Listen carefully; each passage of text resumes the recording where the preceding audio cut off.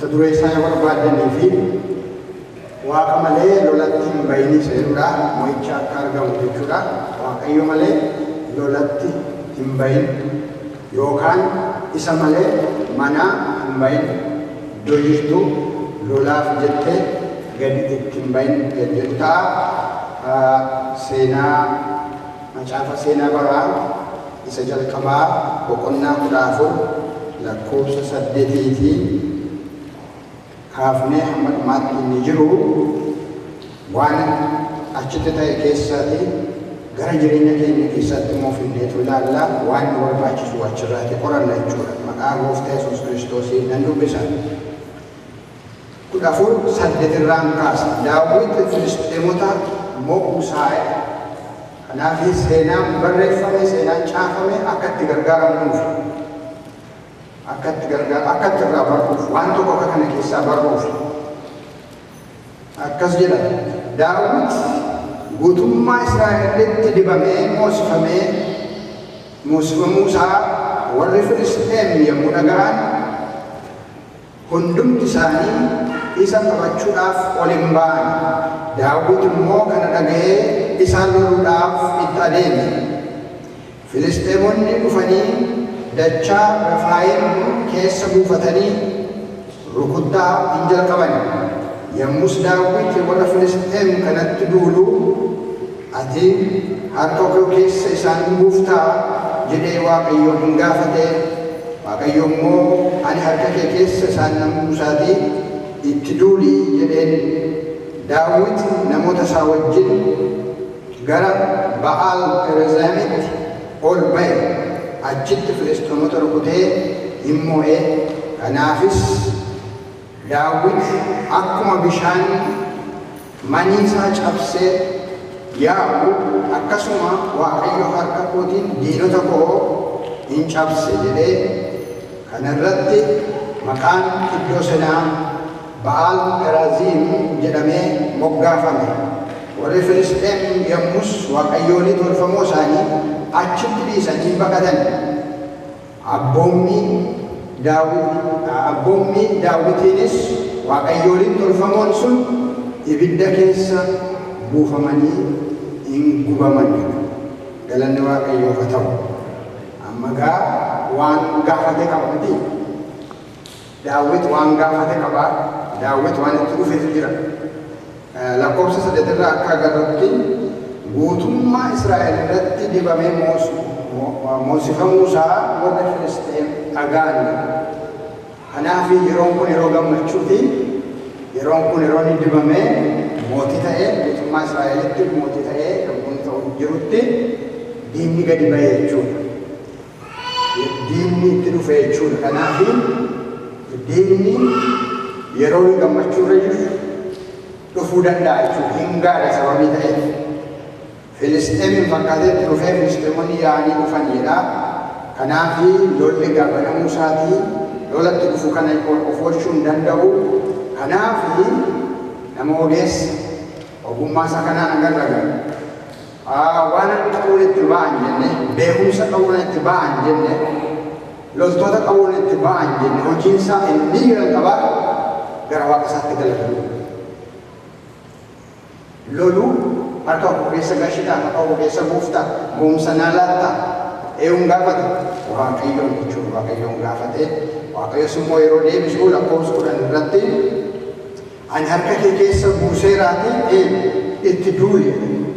Harka kee keessa buuseeraatii itti duuli jedhee kanarratti ka'ee itti duulee Waaqayyo jennaan hin ta'a miti. Amma inni jedhutti eegna. Inni jechuusaa maal goonaa hin dhaggeeffanna. Har'a waan sadii fudhannee deemna as keessaatii iyyeen nutti agarsiisa waan sadan tokko. Har'a waan hundumaa yoo irraanfattan waan Waaqayyoon jedhu waan lola keessan ilaalchisu waan kana sadan fudhannee asii akka deemtan hin barbaada. Waan sadan kun hin fidanni. Inni duraa waan namichi kun godhe. Mootiin kun maal godhe? Hin kadhate yookaan hin gaafate. Inni duraa gaafachuun barbaachisaadha.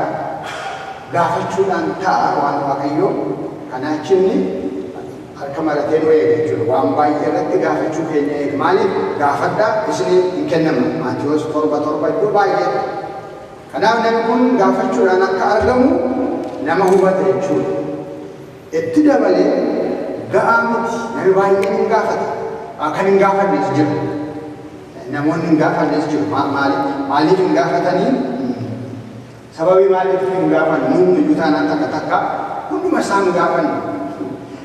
Namni kanneen hin gaafate yommuu yaadu kadhachuudhaaf, gaafachuudhaaf yeroon qabu isaan gaafachuudhaaf. Kanaaf utuu hin gaafatinaaf jechuudha. Kun rakkoo namaa keessa tokko jechuudha. Inni kan biraan barbaachisaadha gaafachuu. Waaqayyoon gaafachuun barbaachisaadha. Isa inni dura keenya. Kanaafitiin kanarraan kan ka'e Waaqayyoon hin gaafanne. Inni sadaffaan immoo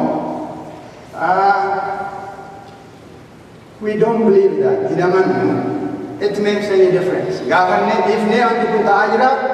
Lolli natti deemaa jira. Karaa kamii yoo ta'u lola yeroo waan karaa baay'een doesn't give any sense. Yookaan waan tokko iyyuu hin itti geeffamu jechuudha. Akka nama Waaqayyootti garuu wanti kun keessaa baanee waan barbaachisaa ta'e mo'umsa barbaachisaa ta'e argachuudhaaf gaafachuun Waaqayyoon nurraa eegu. Gaafatteetta. Inni lammaffaan inni taanu immoo ergi gaafannee gaafachuun tarii kan amanu baay'een hin gaafata ta'a. Inni lammaffaan immoo dhaggeeffachuu dhaga'uu isa jedhu. Nama meeqatu nu gaafata obsa fudhate. Waaqayyoon baay'ee keenya asii achitti himu malee asii achitti meeqansaa 10 ta'uu 15 ta'uu meeqaa ta'uu asii achitti himu malee dhaggeeffannaan immoo barbaachisaadha. Dhaggeeffanne malee gita isaan beenu karaa kamitti ba'a. Kutaa har'aa kana keessatti inni kutaan lammaffaan isaa tarsiimoon inni dhimma ba'u tarsiimoo Waaqayyo kenneef sababii ta'e akka duraatti iyyuu miti. Kanaaf Waaqayyo kan inni barbaadu dhaga'uu isa. Maaliif hoolonni koo kunuunsaa sagalee koo dhaga'u na duukaa bu'u anis isaan beeka. Hoolaa hin dhageenye barbaadu Waaqayyo. Akka dhageenyu akka dhaggeeffannu barbaada. Kanarratti booddee itti dhaggeeffanne itti dhufnaa. Inni sadaffaan ergi gaafanne ergi dhaggeeffanne amma immoo raawwachuudhaaf abboomamuu nurraa eegama. Kan dhagaanii dhiisan baay'ee. Sagaleen abdiisii dhufaa, sagaleen abdiisii itti himamaa gochuu irratti, raawwachuu irratti achi hin jiru ta'a. Kunis nu hojjetu. Daawit amma ilaallatu seenaa kana keessatti mo'umsa kan argatee sababii humna isaan caalu utuu hin ta'in, sababii mala isaan caalu, istiraateejii isaan caalu, tarsiimoo isaan caalu utuu hin ta'in sababii gaafatee dhaggeeffatee raawwate akka Waaqayyootti itti himate jechuudha. Gaafachuu, dhaggeeffachuu, raawwachuu kun barbaachisaa kana fudhattanii deemu jechuudha. Yeroo hundaa waan fudhannee galuu qabna kan jedhu kana akka gaafattu barbaada, akka dhaggeeffattu barbaada, akka raawwattu barbaada. Dhagee kan dhagaanii dhiisan baay'ee. Gooftaa Yesuus Kiristoos waa'ee dhageetti yeroo barsiisu dubbii koo dhaga'ee kan raawwatu akka nama ogeessa mana isaa dhagaa irratti ijaaree lolaan yommuu dhufu, qilleensi yommuu dhufu, bubbeen yommuu dhufu hin sochoosu. Gaafa rakkinaatti jechuudha. Gaafa viktiriin barbaachisutti, gaafa mul'isi barbaachisutti kan dhaabatu sattamii jedhamu Gooftaa Yesuus barsiisa isaa keessatti isa dhagaa irratti ijaarrate inni gaa ogeessa jedhama. Ayidha Gooftaa lama kanaaf dhageettiin barbaachisaadha. Dhagaanii immoo raawwachuus akkasuma Gooftaan keenya guddisee nurraa barbaada yookaan waan inni nurraa barbaadu keessaa inni kun isa tokko. Kun egaa namichi kun hin gaafate Daawit jechuudha mootichi hin gaafate dhaggeeffate raawwate. Haras akkasuma rakkina keessa jirru mo'umsa argachuudhaaf irra darbuudhaaf dhukkuba haa ta'u, dhabiisa haa ta'u, maal haa ta'u seerri kun akkasuma hojjeta. Seerri Waaqayyoo akkasuma hojjeta. Sababiin isaa akkasuma kan kanarraa baruu isaan kana sadan jechuudha. Amma warra mo'amee mo'amuu keessaa warra ba'u immoo ilaala. Iyyaasuu boqonnaa 7 gaashaan lafa nuuf kaa'ame. Achittis mo'umsatu barbaachisa. Biyya isaaniif kennametti galanii qabachuudhaaf biyyattii ishee duraa Yaarikoo ishee jedhamtu magaalaa ishee duraa ergi rukutanii booddee amma salamaffaatti qophaa'aa turan. Kanaaf basaastuutti erga biyya sanatti Iyyaasuu jechuudha. Basaastuun dhaqanii ilaalanii lakkii guutummaa loltuu keetii erguus hin barbaachisu isheen yartuudha ittiin jedhaniitu dhufanii Iyyaasuutti mani. Kanaaf hunda dhaquu hin barbaachisu. Warra kana caalu iyyuu argateerraa yaada godhanii jechuudha. Boqonnaa 7 keessa waan ilaalaa jirtan Iyyaasuu boqonnaa 7 1:26 akkasumas 1:26 seenaan isaa achi jira. Seenaan isaa hunda isaa dubbisuu hin dandeenyu. Kanaaf yommuu ilaalee nama 300 darbu nama 36 keessaa ani warri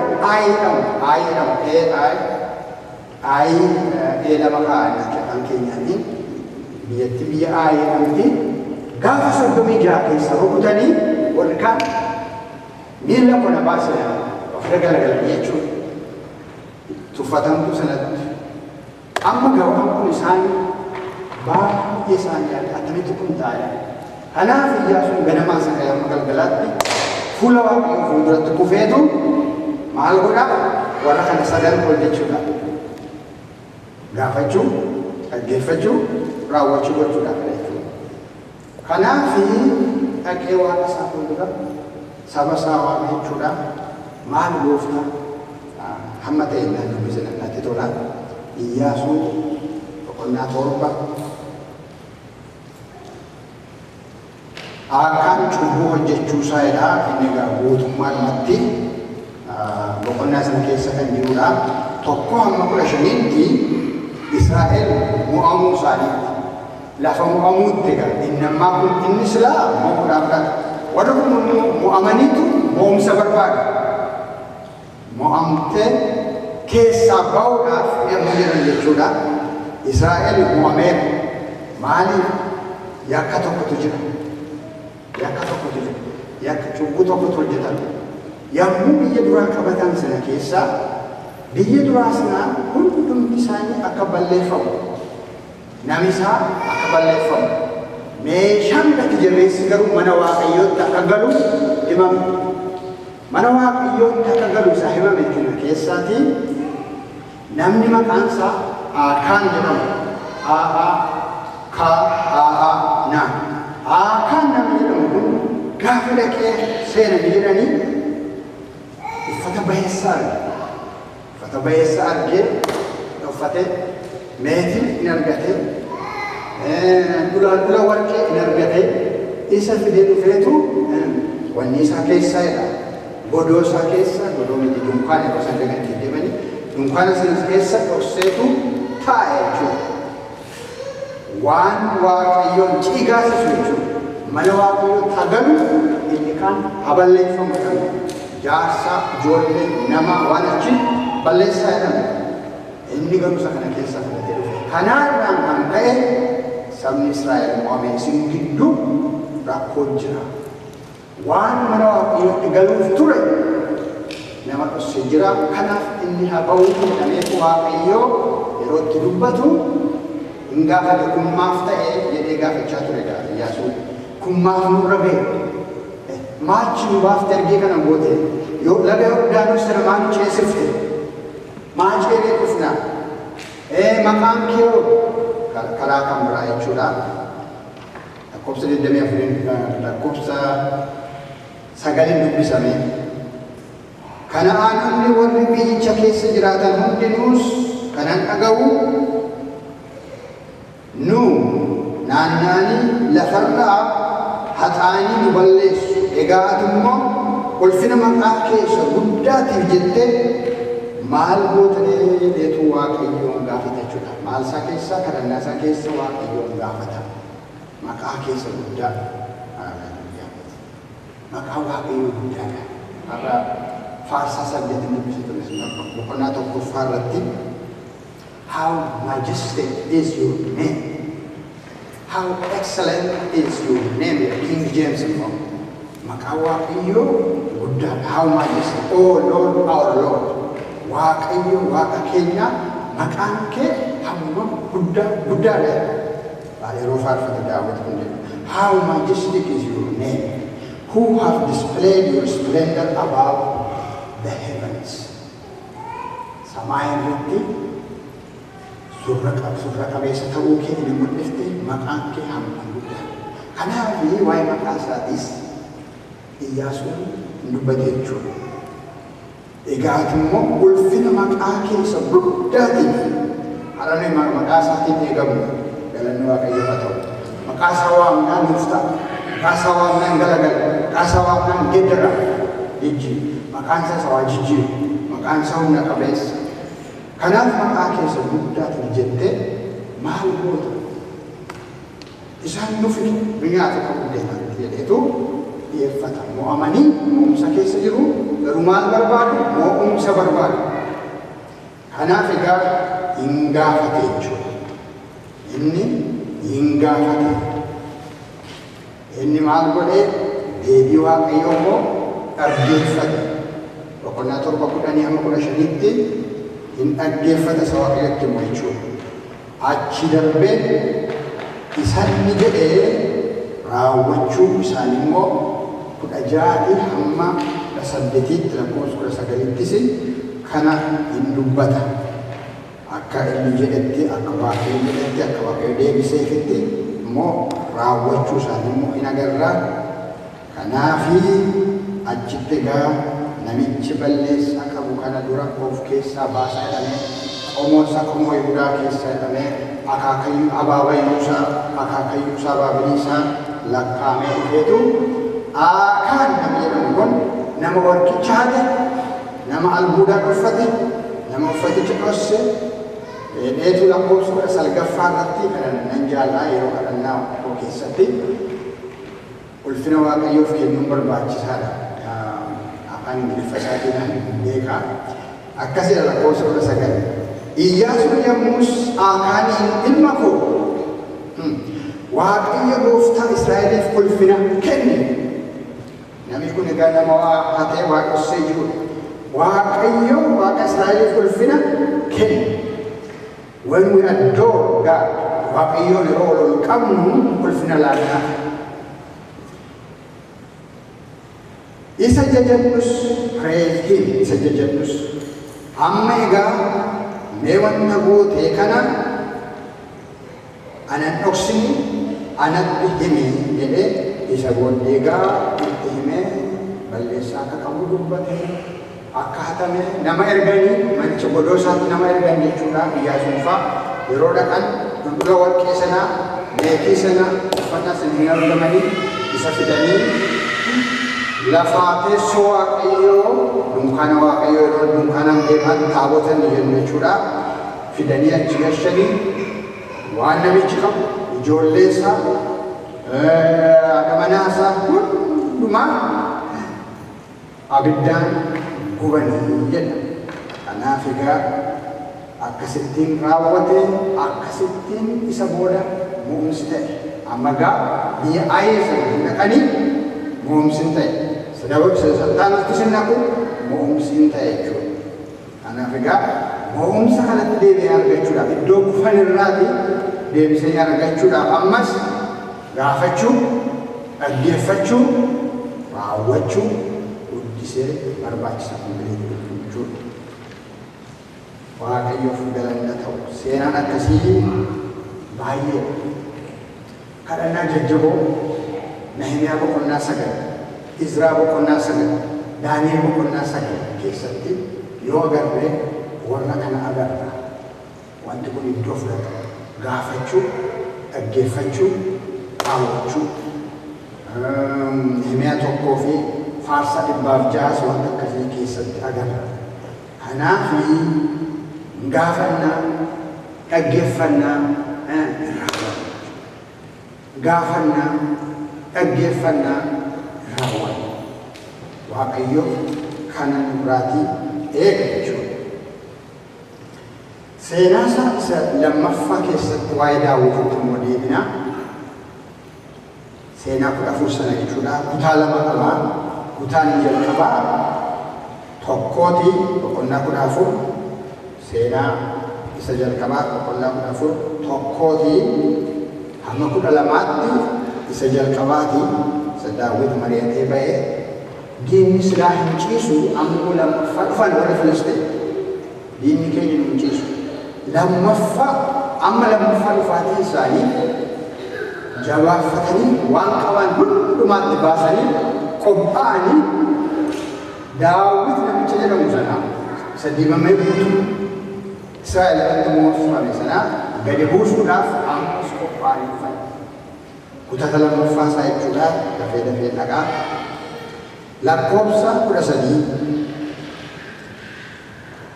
macaafa seenaa qonnaa 14 lakkoofsa 13 Filisxeemonni ammas deebi'anii dachaa sana keessa buufatanii rukutuu hin jalqaban. Lakkoofsa 14 yommus Daawit immoo maal godheedha? Waaqayyoon gaafate. Waaqayyoon gaafate wanta si sodaachisu wanta si fuuldura kee dhukkuba haa ta'u maal haa ta'u wanta si duratti tulluu ta'e wanta humna kee ol jettee yaadu wanta ogummaa kee ol jettee yaadu wanta beekumsa kee ol jettee yaadu waan immoo si sodaachisu yommuu dhufu kanatu gootu kana jechuudha. Yommus Daawit ammoo Waaqayyoon hin gaafatee Waaqayyoon deebisee fi lakkoofsa 14 kallattiidhaan isaanitti ol hin bahin jedhe. Kallattiidhaan diina keetti amma ol hin bahin akka yeroo darbe amma tafsiimoon Waaqayyoo agarsiisu adda. Utuu isa ta'e maal fira Solomooneerraa jedhee karaa sanatti ba'a. Amma akkasitti miti. Kanaaf karaasa akeekasa akkaataasa eessaa fudhannaan achi jechuudha. Waaqarraa yommuu dhufu muumsi dhufu. Isa waaqarraatiin yommuu deemnu muumsa argama. Muumsi iddoo qabu. Muumsi karaatti nafa. Muumsi dogoggoran qabu. Yeroo isa gubbaatiin adeemu jechuudha. Kanaafitu fedhi kee mootummaan kee haa dhufu gara lafaatti. Mootummaa isaa keessa dadhabinni hin jiru. Mootummaa isaa keessa dhukkubni hin jiru. Mootummaa isaa keessa kufaatiin hin jiru. Mootummaan isaa mootummaa muumsaati. Mootummaan isaa mootummaa bara baraati. Ameen. Kanaafiti mootummaa isaa kana har'as akka gaafannuuf carraan nuuf kenna jechuudha. Maal gaafannaa? Fedhi kee inni achi ta'e asitti haa ta'u fedha koo miti jechuudha. Yookaan fiilingii koo yookaan fedhi koo lafa dogoggoraatti na geessa. Dhaqeessutti na baasa diinamni tokkotti na baasuu danda'a jechuudha. Lafa diinni koo jiranitti na geessa ni yaada. Waaqayyo garuu akkas miti tafsiimoon namaadha adda. Maal jedhaa dubbisatti fufee sagalee faana duulaa bantii qilixoowwan sana irraan yommuu dhageessu akeeka kennaaf jechuudha. Yeroo dabaabee mallattoo namaa kenna galanii isaaf haa ta'u. Keessumaa warra barbaadan warri na barbaadatan natti bu'uure. Namoonni baay'een kana gaafatu. Ati dhugumaa Waaqayyo taate. Ati dhugumaa Waaqayyo jiraataa taate. Ati dhugumaa immoo har'a hojjetu taate dhugaa keenatti mul'iseedhanii warra gooftaatti ba'an baay'eetu jiru. Gosa baay'ee jira. Kanaaf tafsiimoon inni kun egaa kallattiidhaan isaanitti ol hin bayina yookaan ol hin bayin karaa fuullee mukeetii qileenxoo dugda isaanii duubaan isaanitti dhaqee amma fuulduraan tun ta'e karaa booddee isaanii dhaqxaa kanatti jalqabu yeroo sagaleen duulaa faana duulaa tarii jijjiirri jechuu danda'a sagalee duulaa jechuudha. Yommuu qileenxoo irraa dhageessu jalqabe magaa tarsiimoon isaa giti isaa kennameeraa fi kallattiidhaan ittiin ba'u achirraati sagalee dhaggeeffatu. Dhaggeeffannaan baay'ee barbaachisaadha waan Waaqayyo. Kanaaf dhaga'uu baruu Waaqayyoon sagalee isa dhaga'uu baruu abbaa keenya isa ta'e isa gita nu agarsiisu isa tarsiimoo nu agarsiisu isa baruu hundumaa caalaa barbaachisaadha. Yommuu kun naa galee waa'ee Waaqayyoon dhaggeeffachuun qoradhatu baay'isee macaafa ta'uu maala ta'uu artiikilii ta'uu dhaggeeffatan ture. Booddee namni Waaqayyo tokko dhufe jal'aa sanan ta'a wanti qabama tokko keessa atin jaakeetti akkasiin uffatte ol ka'e nan beeku ani san beeku maal jennaan sagalee waaqayyoo dhaggeeffachuudhaaf waan hawwii guddaa qabdaa har'aa kaasee sagalee waaqayyoo dhageessatti jedhee yeroo sana kaasee waaqayyo sagalee isaa dhageessa galatti gooftaa ijoollee isaatti waaqayyo sagalee isaa dhageessa. Hallelujah. Kanaafi ammas Daawit gaafate dhaggeeffate isa jedhamoo hin raawwate jechuudha. Lakkoobsa 16 irratti Daawit akkuma waaqayyo isa abboome hin godhe. Daawitii fi namoonni isaa Gibe'oon kaasanii hamma Geezeritti loltoota Filisxeem duukaa bu'anii hin waraanan. Kana irratti maqaan Daawit biyya hundumaatti beekame. Akkasitti waaqayyo sabni lafarraa hundinuus isa akka sodaatu godhe. Yeroo waaqayyoof abboomamu, yeroo waaqayyoo waan raawwannu raafannee dhageenyee raawwannu ulfinni dhufuusaa mul'ataadha. Kanaaf waaqayyo akkasitti isaaf mo'icha kenne. Har'as anaaf isiniif waaqayyo akkasitti nuuf godha. Kanaaf dhimma kee irratti mo'umsa waan barbaadu irratti jechuudha. Gaafachuu waaqayyoon waaqa danda'a kan ittiin hir'anne kan humni isaa duraan dammeessuufne kan hin dilalloofne yeroo hundaa hawaasa ta'e humna waaqayyoo gaafachuu dandeessa jechuudha. Inni qophaa'aadha. Yeroo hundaa humna ittiin hir'atu galanni waaqayyoof haa ta'u. Kanaaf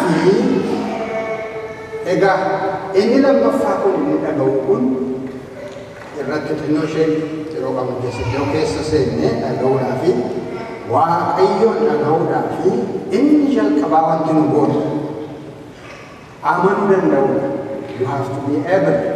Waaqayyo hin dubbata ani immoo nan dhaga'a jettee isa jedhe lafa kaachuu qabda jechuudha. Lafa kaachuu sababiin isaa waan waaqayyo amantii malee hin jiru. Waaqayyo kan gammachiifnu amantii duwwaadhaan, waaqayyo irraa kan fudhannu yeroo amanuu duwwaadhaan. Kanaaf waaqayyo akkasitti dubbachuu barbaadu inni jalqabaa amani. Dhugumaan abbaan bara baraa kun natti dubbachuudhaaf waan danda'uuf anis immoo dhaggeeffachuun waan narra jiruuf har'aa kaasee murteeffadhee irratti dhaga'uudhaaf isa dhaga'ee waa hojjedhe. Isa dhaga'ee murtoo guddaa godhe. Isan eega inni haa jedhu yeroo inni waaqayyo waan nu guutuu qabu. Maaliif tokkoffaa waaqayyotu nu keessa guutee jira. Hafuura qulqulluutu nu keessa jira. Fagoo miti jechuudha. Hafuura keenya caalaa nutti dhiyaata jedhu waaqayyo. Waan nu keessa jiru waan garaa keessa keenya jiruuf fagoo barbaachisa namni jiru waaqayyo. Achuma jira waan ta'eef hin dubbata. Kanaaf furaansa the key is expecting.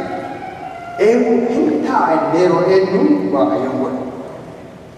Maaliif Eeliyaas yommuu ajajamee mootota boqonnisa duraa boqonnaa 19 keessatti gara lakkoofsa 11 keessatti the still small voice jedhamu sagalee asaasu waaqayyo akka ta'e yeroo eegaatti addaan baasee hubate.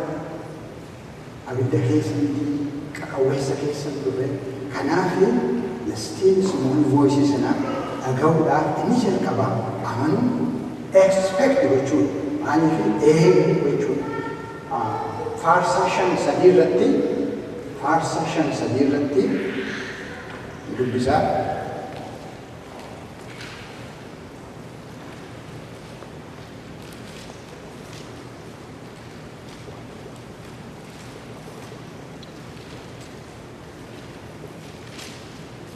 Shan lakkoofsa 3 irratti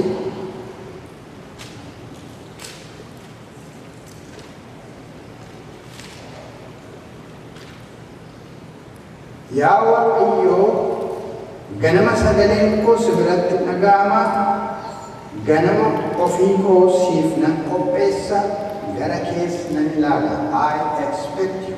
Gara kees nan ilaala. Garaa koo qopheeffadhee si ilaala gara kee. Inni nama gara isaa ilaalu Waaqayyo duddatti hin gatu. Namni dudda namatti gatuu danda'a. Waaqayyo garuu dudda namatti hin gatu. Keessumaa warra isa barbaaddatanitti Waaqayyo mul'achuudhaaf qophaa'aa jechuudha.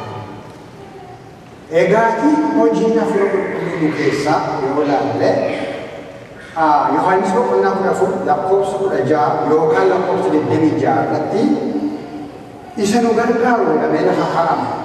Afaan Giriikiitiin garuu waan 7 qaba. Hojiinsa yookaan eenyummaan isaa hafuura qulqulluun dhageessisu kun akeeka Waaqayyo waan Kiristoos nuuf qabu inni nu dhageessisu inni maqaan isaa helper, comforter, advocate, intercessor, counselor, strengthener, standby. Waan torba hundumtuu warra nu hojjetu jechuudha. Inni gargaara maqaan isaa jajjabeessaadha hafuura qulqulluu. Inni maal godhaa? Nu beeksisaa, nutti mul'isaa, nu gorsaa, silan nu jabeesseera ammoo nu jajjabeessaa, encourage'aas nu jajjabeessaa, xabaqaa nuuf ta'a isa nu dubbatu jechuudha. Kanaaf hojiinsaaf maqaan isaa kana waan ta'eef eenyu inni nu beeksaan dubbatu eenyu inni nu gargaaru isa jedhamuu fi lafarratti hafuura qulqulluu qabnaa, waaqarratti mirga Waaqayyo abbaatti Yesuus Kiristoosiin qabnaa.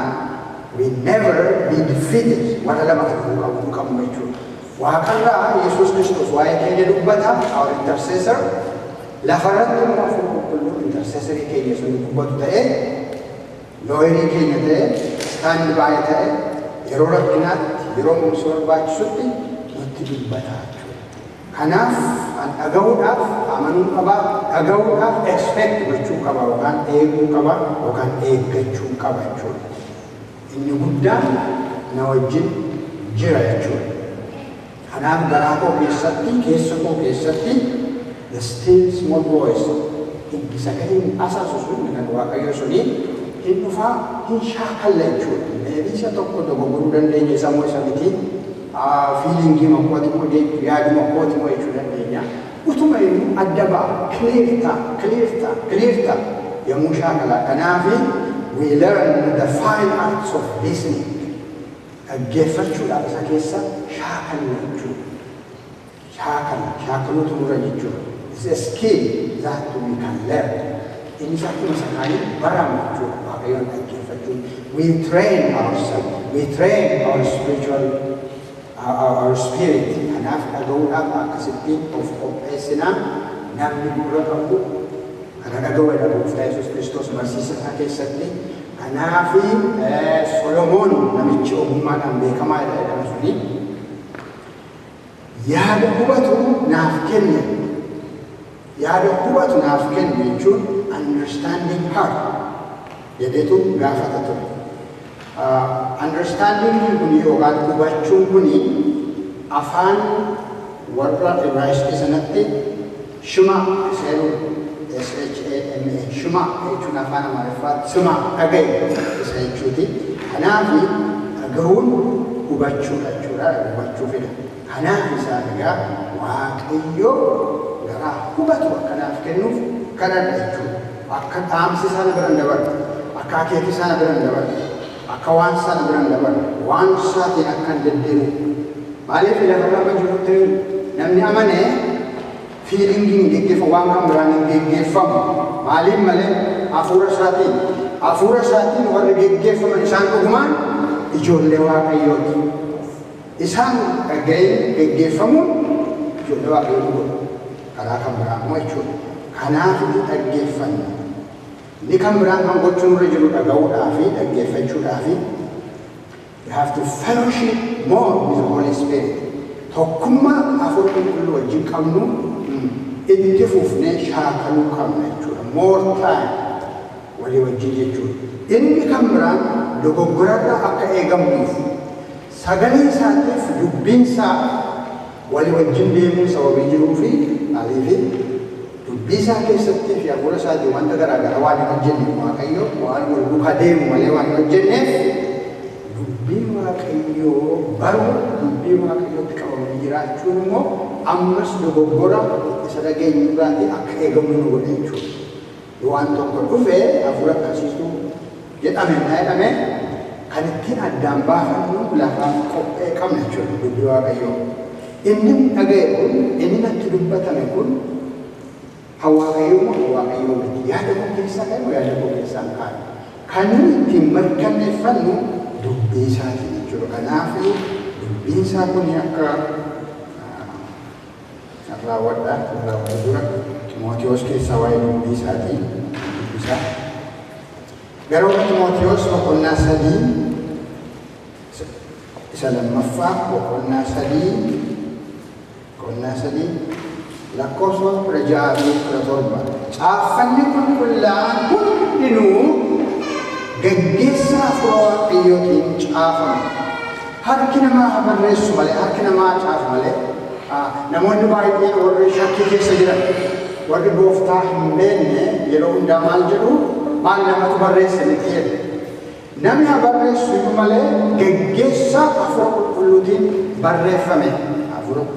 Gara nama 40 kan ta'antu seenaa Waaqayyoo kana eenyummaa Waaqayyoo kana qunnamtinuuf Waaqayyoo qabnu kana lafa nuuf kaa'an jechuudha. Harki isaanii xaafu isaan keessa haa dhufu malee maaliin geggeeffaman jedha hafuura Waaqayyootiin geggeeffamanii barreessanii.